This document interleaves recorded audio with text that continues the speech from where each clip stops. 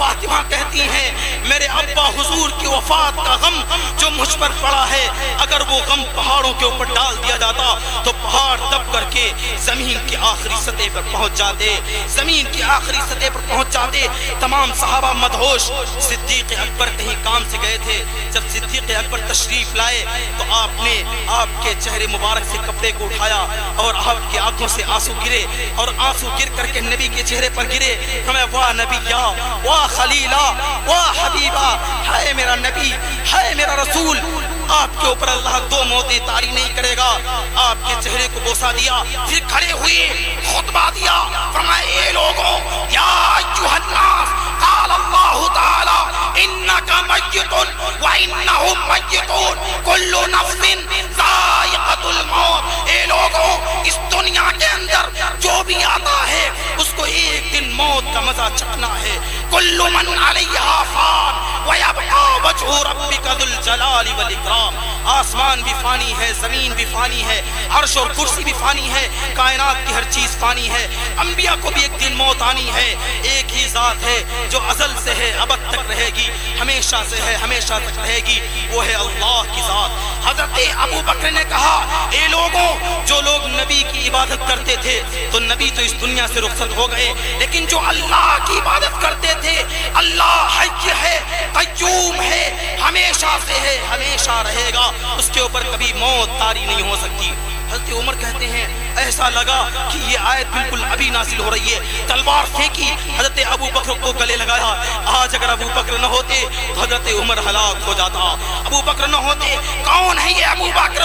حضرت ابو بکر سب سے بڑے صحابی ہیں، نبی کے بعد سب سے بڑا مقام، سب سے بڑا مرتبہ، سب سے بڑا تقدس حضرت سیدنا صدیق اکبر کا ہے۔ نبی نے خود فرمایا تھا کہ میں نے سب کا حق ادا کر دیا، سب کا حق ادا کر دیا، لیکن صدیق اکبر کا حق تو اللہ ہی ادا کرے گا۔ صدیق اکبر وہ ہیں کہ جب یہ چاہیں گے تو جنت کے 8 دروازہ یہ کہیں گے اے صدیق اکبر ہمارے اندر سے داخل ہو جاؤ، اے صدیق اکبر ہمارے اندر سے داخل ہو جاؤ۔ جنت کے تمام دروازے یہ سعادت حاصل کرنا چاہیں گے کہ صدیق اکبر اس دروازے سے داخل ہو جائیں۔ وہ صدیق اکبر ہیں۔ جب نبی کی وفات ہو گئی 3 دن تک جنازہ رکھا رہا۔ یاد رکھو، عام آدمی کا جنازہ اگر ہوتا تو وہ گل جاتا، سڑ جاتا، لیکن نبی کا یہ امتیاز تھا، اللہ نے نبی کے جسم میں کوئی ناپاک چیز نہیں رکھی تھی۔ آپ کا خون بھی پاک تھا، آپ کا مواد بھی پاک تھا، آپ کے فضلات بھی پاک تھے، آپ کا پیشاب اور پاخانہ بھی پاک تھا۔ نبی کریم صلی اللہ علیہ وسلم جب پیشاب کرتے تھے، پخانہ کرتے تھے، حضرت عائشہ کہتی ہیں ایک مرتبہ میں نے نبی سے پوچھا یا نبی اللہ، آپ استنجا کرنے جاتے ہیں لیکن کوئی استنجا کے کوئی نشانات نہیں ملتے، کیا مطلب ہے؟ تو نبی نے فرمایا اے عائشہ، تم جانتی نہیں ہو کہ نبیوں کے میرے پاخانوں اور میرے پیشاب کو اللہ نے حکم دیا ہے کہ زمین اپنے سینے کے اندر محفوظ کر لے۔ ایک صحابی کہتے ہیں کہ نبی جس جگہ پر پیشاب کرتے تھے زمین پھٹتی تھی اور پیشاب کو اپنے اندر جذب کرتی تھی، اس کے بعد اس زمین سے خوشبو نکلتی تھی جو خوشبو پورے علاقے کو معطر کر دیتی تھی۔ تو اللہ نے نبی کے اندر کوئی ناپاک چیز نہیں رکھی تھی، نبی کا خون بھی پاک تھا۔ ایک مرتبہ نبی کے پھوڑا نکلا ہوا تھا، پھوڑے سے کچھ مواد اور خون بہ رہا تھا، نبی نے اس خون کو ایک روئی سے پوچھا اور پوچھنے کے بعد ایک صحابی کو دیا، صحابی سے کہا کہ جاؤ اس کو باہر پھینک دو۔ صحابی گئے اور فوراً واپس چلے آئے۔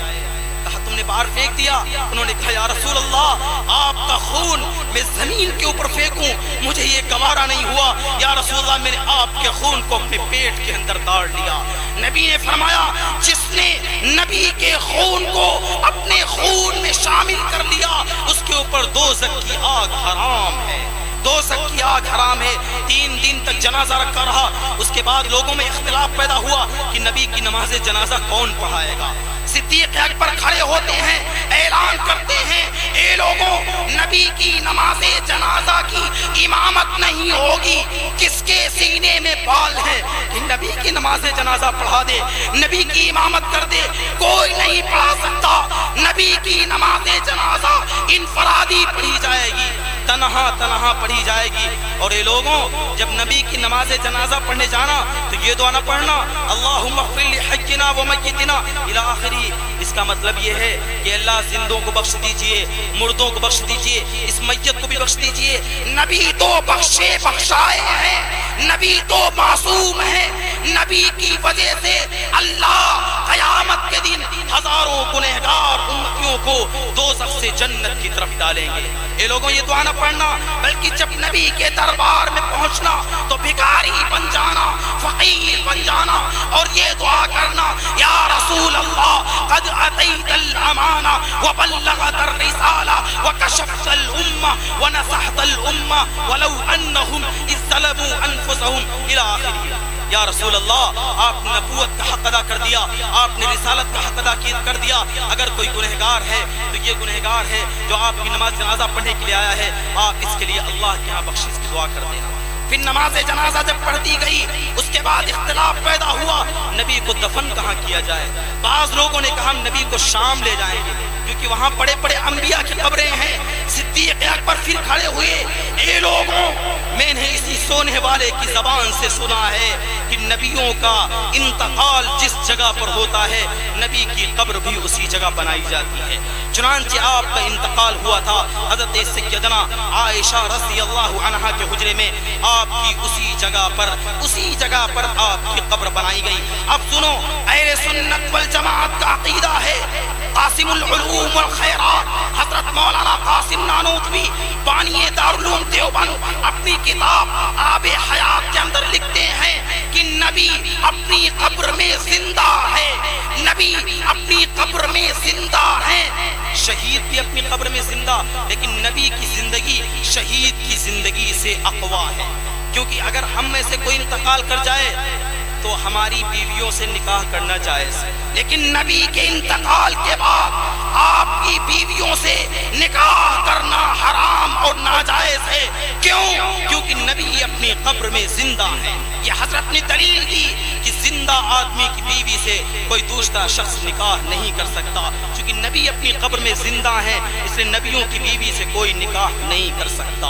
جو شخص نبی کے اوپر درود بھیجتا ہے، اگر یہاں سے کوئی درود بھیجتا ہے تو فرشتے لے جا کر کے قبر میں پیش کرتے ہیں، لیکن اگر کوئی شخص گنبد خضرا کے سائے میں مدینے میں جا کر کے روضہ رسول کے سامنے کھڑا ہو کر کے اگر کوئی شخص نبی پر سلام بھیجتا ہے تو نبی اس کو سنتے بھی ہیں اور اس کا جواب بھی دیتے ہیں۔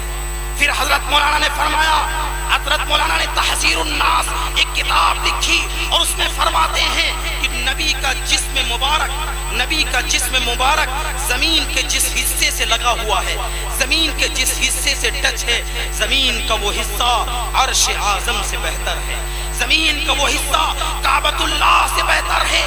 حضرت لکھتے ہیں قاسم العلوم والخیرات حضرت مولانا قاسم نانوتوی فرماتے ہیں، آج جن کے اوپر گستاخ نبی کا الزام لگایا جاتا ہے وہ فرماتے ہیں نبی جس قبر میں آرام فرما ہے، نبی کے جسم سے جو بدن کا جو حصہ زمین سے ٹچ ہے، زمین کا وہ حصہ کعبۃ اللہ سے بہتر ہے۔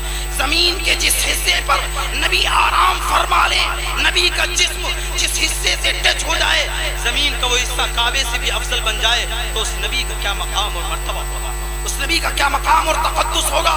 بتاؤ، ایسے نبی سے محبت کرنا ضروری ہے کہ نہیں؟ یاد رکھو میرے بھائیوں، نماز پڑھنا دن میں 5 مرتبہ فرض ہے، زکوٰۃ دینا صاحب نصاب پر سال میں 1 مرتبہ فرض ہے، روزہ رکھنا 1 مہینے کے رمضان کے فرض ہیں، حج اگر قدرت ہے استطاعت ہے تو صاحب استطاعت پر حج فرض ہے، لیکن نبی سے عشق کرنا، نبی سے محبت کرنا، نبی کے غلامی میں اپنی زندگی کو گزارنا، یہ ہر لہجہ، ہر آن، ہر گھڑی، ہر مسلمان پر فرض ہے۔ جو سانس نبی کی محبت کے سانس نکلے وہ سانس مومنانہ ہے، اور جو سانس نبی کی محبت کے بغیر نکلے وہ سانس کافرانہ ہے۔ وہ سانس کافرانہ ہے، لیکن آج محبت کا دعویٰ تو سب کر سکتے ہیں کہ میں محبت کرتا ہوں۔